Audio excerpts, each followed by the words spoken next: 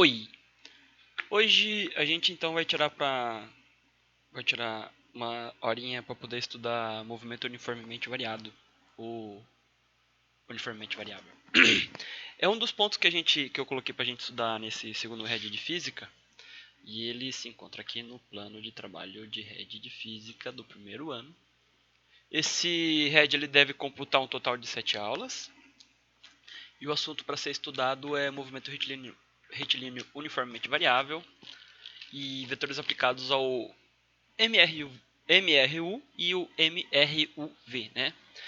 Como são 7 aulas e a gente tem pouco tempo para estudar, certamente a gente vai ver conteúdos bem superficiais em torno disso, mas a gente vai ter bastante conta interessante para fazer, tá?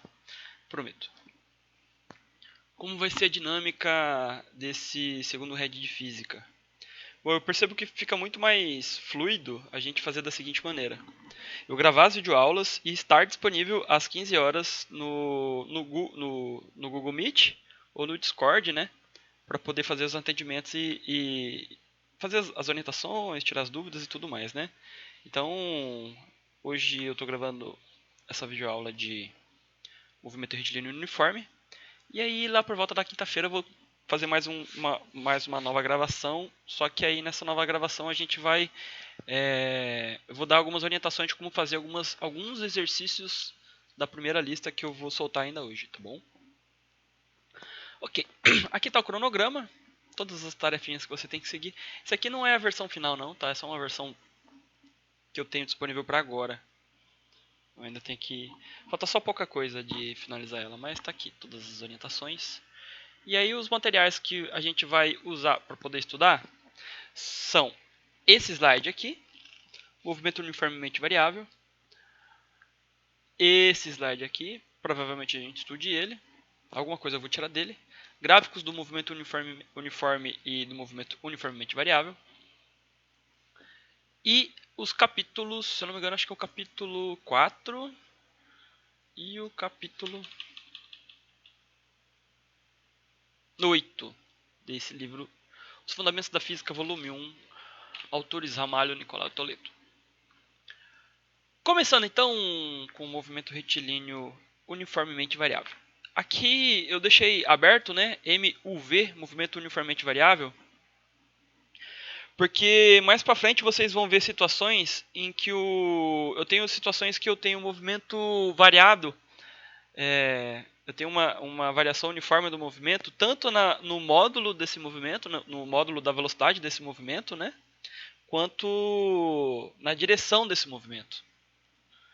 Então, quando a gente estuda lá no livro, a gente começa pela situação mais simples do movimento uniformemente variável, né? Que é o movimento em linha reta uniformemente variável. E por esse motivo que a gente chama de MRUV, né? Aqui nesse contexto a gente vai ver a maior parte do movimento uniformemente variável, sim, dentro do contexto dos movimentos retilíneos, né? E depois, quando a gente for aplicar, né, esse conteúdo, essa parte de MRUV e MUV na cinemática vetorial, a gente vai ver como que vai funcionar. Então, por exemplo, um barco, sei lá, eu consigo descrever o movimento de um barco dentro de um plano cartesiano que está se deslocando na diagonal dentro de um plano cartesiano, né? Certamente você sabe o que é plano cartesiano que você aprendeu lá nas aulas de matemática. E aí eu quero saber qual que é a velocidade desse barco na horizontal e qual é a velocidade desse barco na vertical, dentro desse plano cartesiano, né? A gente já viu algumas situações parecidas. A gente vai ver algo mais detalhado aí. Então vamos pular aqui para o movimento retilíneo, movimento uniformemente variável, né? Então a gente tem situações que a velocidade ela varia, né? Nosso primeiro capítulo de movimento, né, que a gente estudou, a gente viu uma situação que a posição de um objeto variava, mas a quantidade de posição que esse objeto variava no intervalo de tempo era sempre constante, né? Então a gente considerava assim, uma situação simples, um fio esticado e aí sobre esse fio esticado tem uma formiga andando sobre ele, né? Eu dei um exercício parecido sobre esse antes. E aí essa formiga ela anda com uma velocidade contínua, uma velocidade constante, uma velocidade média constante, sei lá, 30 centímetros por segundo, que para uma formiga já é bastante coisa, né? E aí eu afirmei que a cada segundo essa formiga ela andaria 30 centímetros, para sempre, né? Ou seja, a velocidade dessa formiga seria 30 centímetros por segundo, ou 0,3 metros por segundo, né? Que para uma formiga é muita coisa. Ok, só que aí a gente tem situações, ainda dentro do contexto da formiga se movimentando num fio esticado, imagina que essa formiga, ela, de alguma maneira, ela ficou acelerada, né? Alguma coisa fez com que, por exemplo, no primeiro segundo, ela percorreu 0,3 metros. Então a velocidade dela no primeiro segundo foi de 0,3 metros por segundo.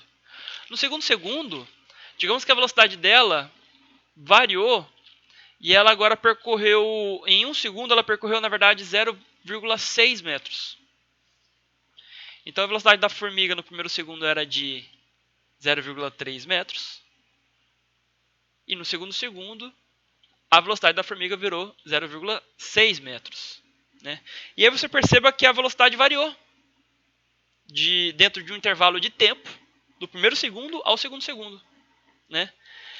Então a gente aprendeu lá na matemática que a gente tem um operador matemático que ele significa diferença. Né? Esse operador matemático ele atua em cima de um valor, de uma variável, e aí eu faço o seguinte com esse operador. Eu pego uma quantidade final dessa variável, subtraio uma quantidade inicial dessa variável e divido pelo intervalo de tempo que demorou para essa variável variar de V0 até V. Né?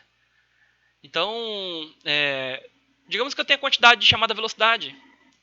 Lá no instante de tempo final, tempo, T, que eu meço com o cronômetro, né? A velocidade desse objeto estava em torno de V. Né? E no começo do movimento, quando o tempo estava a 0 segundos, a velocidade dessa partícula, desse objeto, estava em torno de V0. Então eu pego V, que é a velocidade final, subtraio V0, que é a velocidade inicial, e divido pelo intervalo de tempo que demora para a velocidade sair da sua quantidade V0 e assumir o valor V. Né? Então, de uma maneira geral, aqui embaixo deveria T menos T0, mas é muito mais comum a gente medir o intervalo de tempo a partir do início, né? E o início a gente às vezes convenciona como sendo, na maioria das vezes, né? Convenciona como o início sendo 0 segundos. Ok. Então, essa variação da velocidade dividido pelo intervalo de tempo que demora para essa variação de velocidade acontecer se chama aceleração. Né?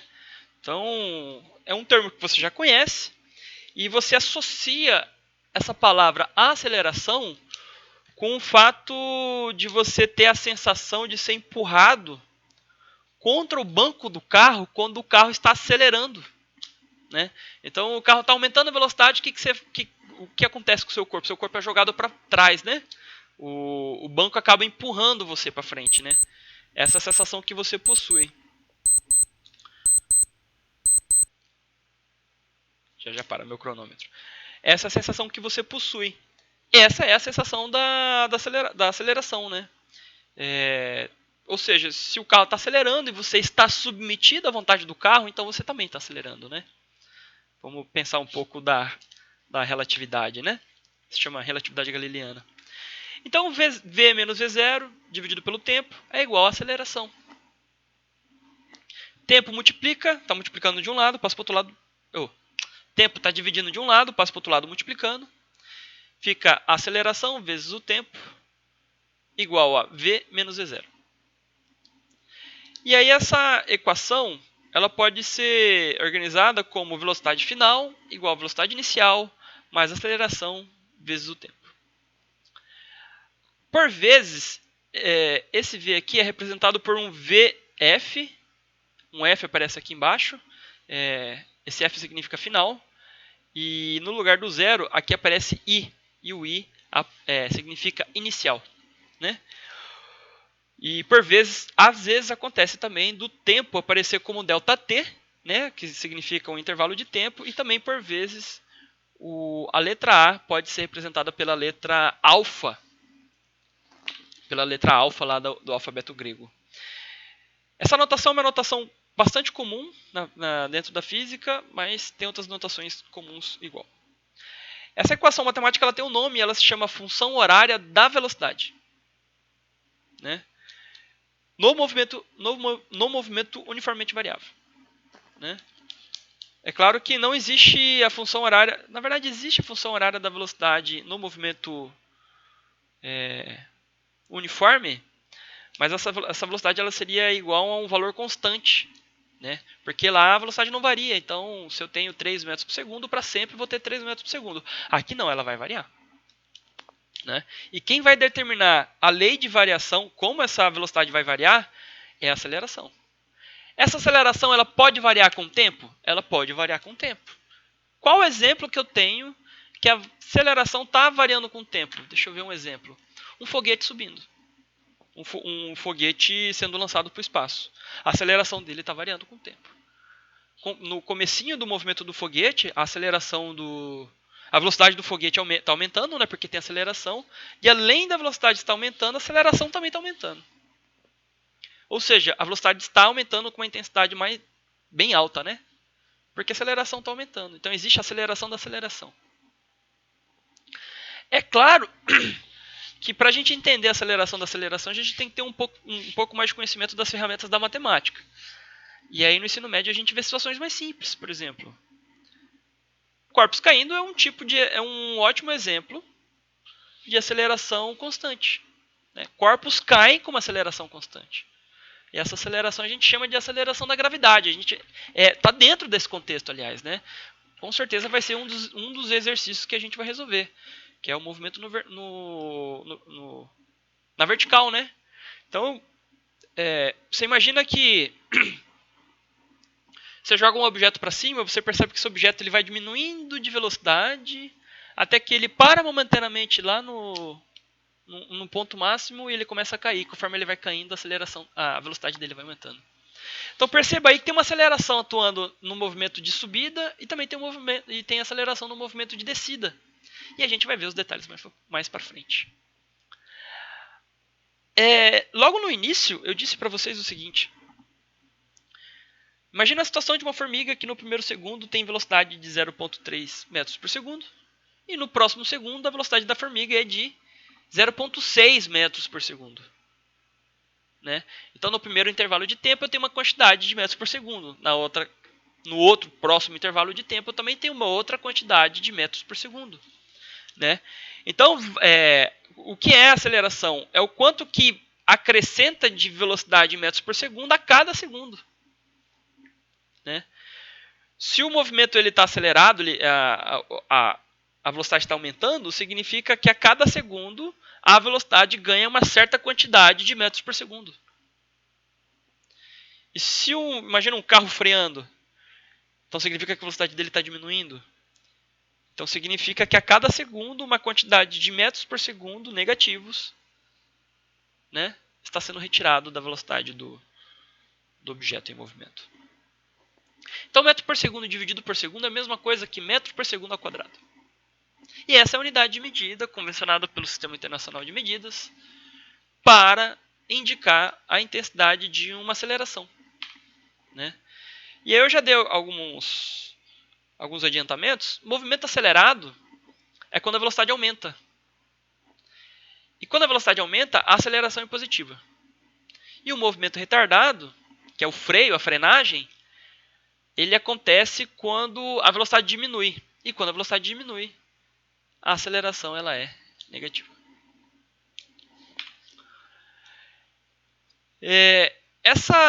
Além da função horária da velocidade no movimento uniformemente variável, eu também tenho a função horária da posição dentro do movimento uniformemente variável. Né? Por vezes, em vez de colocar a letra x, x representa uma posição de uma partícula em cima do eixo x, né? Dentro do nosso contexto. Mas eu posso substituir a letra x por s. uma dimensão qualquer. Essa dimensão ela pode ser curva, em formato de uma curva. Essa dimensão ela pode ser reta, enfim. Uma dimensão qualquer. Um comprimento qualquer. Um comprimento que ele pode ser em formato de linha reta ou um comprimento em formato de uma curva. Né? E essa aceleração está acontecendo dentro dessa curva. Né? Então a função horária da posição significa o seguinte: eu quero prever uma velocidade. Uma velocidade não. A função horária da posição, eu quero prever uma posição final, dada uma posição inicial, uma velocidade inicial, uma aceleração e quanto de tempo que demora para essa partícula sair da posição inicial e chegar na posição final. Né? Então esse tempo significa isso. Né? Qual é o tempo que demora para a partícula sair da posição inicial x0 e alcançar a posição final x? E esse tempo é utilizado na função horária da posição. Então todas essas coisas estão relacionadas.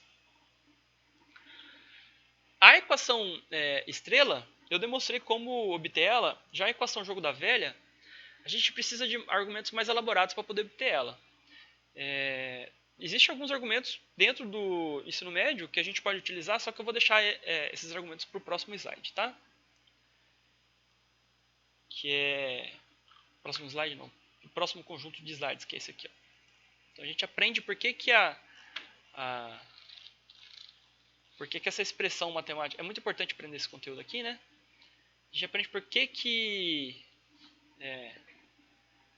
a função horária da posição pode ser dada para o jogo da velha usando aqueles conceitos de cálculo de área de funções. Ok? É muito comum também a gente calcular a velocidade média de um percurso, né? Então você imagina assim, imagina uma situação que é assim, ó. Você está viajando entre Nova Mutum e Lucas de carro.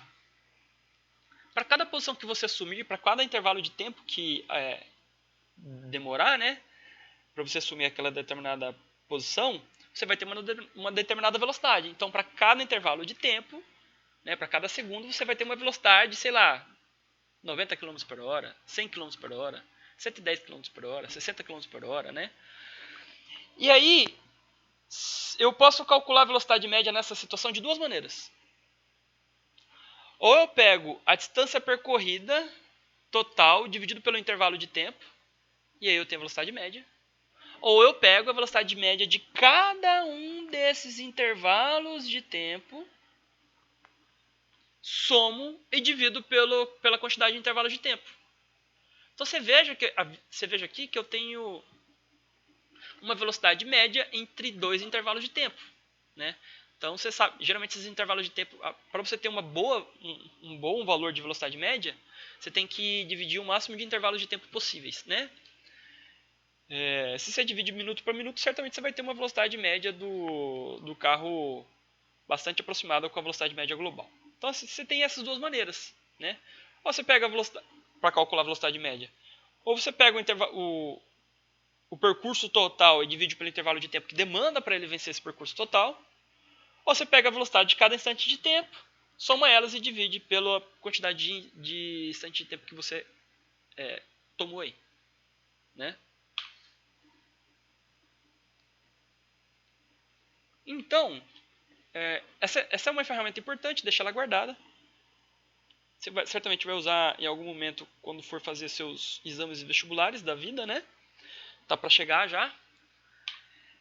E aí a gente vai ver outra ferramenta matemática dentro do movimento uniformemente variável, que é bastante útil para a gente também. Essa ferramenta matemática ela tem um nome, ela se chama equação de Torricelli. Né? E qual é a utilidade dessa equação? A utilidade dessa equação é a seguinte: ela relaciona alguns objetos físicos de muita importância para a gente e deixa de fora um outro objeto. O que significa isso? A equação de Torricelli, que serve para o movimento uniformemente variável, é uma equação que relaciona a aceleração, a distância percorrida, a velocidade inicial e a velocidade final. E todas essas quantidades são muito fáceis de serem medidas.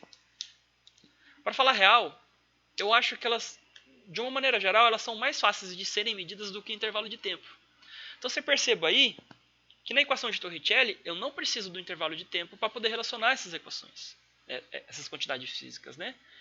Então, como é a cara dessa equação de Torricelli e como vou obter essa equação de Torricelli? Primeiro passo, você vem aqui na equação estrela. Na equação estrela, você vai isolar o tempo. Então, a velocidade inicial está somando o passo para o outro lado, subtraindo. A aceleração está multiplicando o passo para o outro lado, dividindo.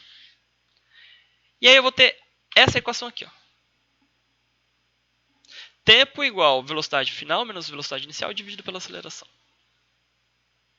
que vem daqui. Então eu isolo o tempo da equação estrela e substituo o tempo na equação jogo da velha. Olha como que fica.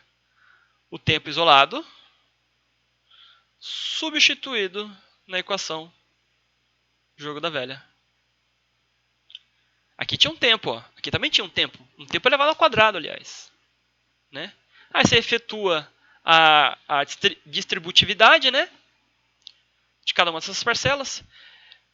Menos V0 vezes V menos V V0.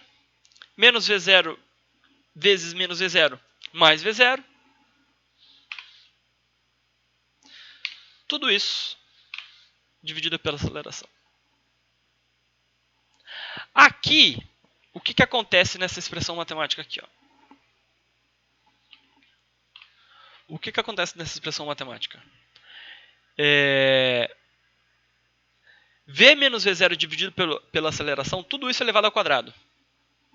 É a mesma coisa que eu pegar V menos V0 elevado ao quadrado, dividido por A ao quadrado. E aí eu vou efetuar o quadrado em cima, quadrado do primeiro, menos 2 vezes o primeiro vezes o segundo, mais o quadrado do segundo. Dividido por A ao quadrado, né? Então esse quadrado cai aqui em cima e esse quadrado atua aqui embaixo. Aí vai ficar A em cima dividido por 2A ao quadrado embaixo.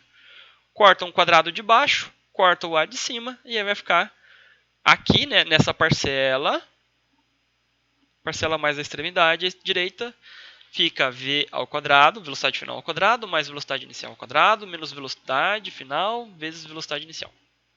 Dividido por 2 vezes a aceleração do tempo. E essa parcela é fácil de entender de onde ela é. Você percebe também que aqui, ó, no x0, ó, ele estava de um lado da igualdade somando, ele passou para o outro lado agora, do outro lado da igualdade, subtraindo. Ok.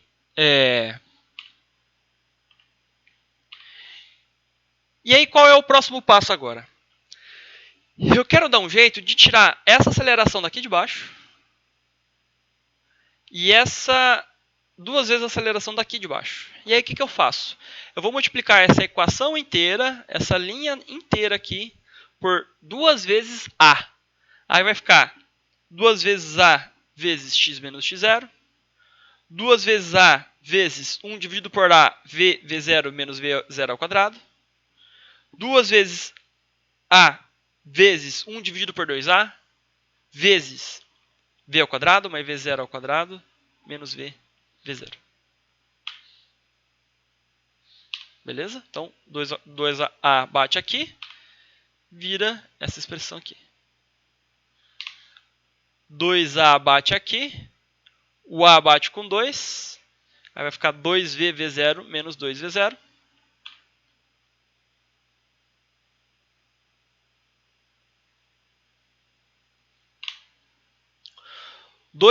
A vai bater com 2A aqui em cima, bate com 2A aqui embaixo, vai ficar V ao quadrado mais V0 ao quadrado menos 2V0. E aí perceba que aqui vai ter um V0 positivo aqui, né? Mais 2V0 positivo aqui. E um V0 negativo aqui, né? Porque esse 2 depois vai bater. Não, perdão. Vai ficar 2V0 positivo, 2VV0 positivo aqui e 2VV0 negativo aqui. Aí, esse abate com esse. Aí você percebe aqui, ó. Então, essa linha fica mais toma uma aparência mais simples aqui na linha de baixo. Essa aqui é exatamente a equação de Torricelli que é expressa no quadro rosa. Lembra que eu falei? A equação de Torricelli, ela relaciona a velocidade final com a velocidade inicial, a aceleração e o deslocamento. Esse ΔX ele é geral. Esse deslocamento, ele, por exemplo, se eu sei qual é a velocidade que está variando dentro de uma determinada linha e sei qual é o comprimento da linha, um comprimento dentro dessa linha, né? Inicial menos o comprimento dessa linha final, então esse ΔX ele pode ser substituído por um ΔS, né? Que seria uma dimensão curva. Ok? É claro que essa trajetória ela tem sombra no eixo X, no eixo Y, mas a gente não vai entrar em tantos detalhes agora. Tá. Se fosse para eleger as equações matemáticas principais daqui dessa primeira semana desse RED, eu elegeria essa equação. Ela se chama equação de Torricelli. Ela é uma das equações mais utilizadas em todos os exames vestibulares do planeta todo. Tá? Então, você junta planeta Brasil, planeta Estados Unidos, planeta Índia, planeta China. Todos esses planetas utilizam essa equação. Essa equação é importante, mas não tanto. Mas esteja você sabendo dela. E essa equação aqui também é muito importante. Deixa eu ver. Essa e essa. Então eu elegeria 3 equações. A equação estrela, famigerada como vovô ateu. A equação jogo da velha, que também tem um macete, mas com X aqui fica meio pornográfico, né? Se eu tentar fazer alguma brincadeira, então deixa pra lá. Fica aí a sua imaginação. Então, importante essa equação e a última do slide. Equação de Torricelli. Eu falo Torricelli, mas eu não sei se eu falei o nome dela aqui. E aqui alguns exercícios que eu deixo só pra você fazer uma prática. Todos esses exercícios aqui estão resolvidos simplesinho, de uma maneira muito simples na internet, tá? Só para efeito de anotação, equação de Torricelli. Se chama. Escrevi errado, mas tudo bem. Torricelli. Essa equação aqui, tá? Veja que eu falei uma hora lá em algum momento, velocidade final e velocidade inicial, né? Beleza? Tá tudo certinho aqui, basicamente são as contas que eu já tinha feito. Então é isso que a gente tem para hoje e agora. Bons estudos e após esse vídeo, certamente você vai ter acesso a uma lista de exercícios na plataforma Moodle. Até mais!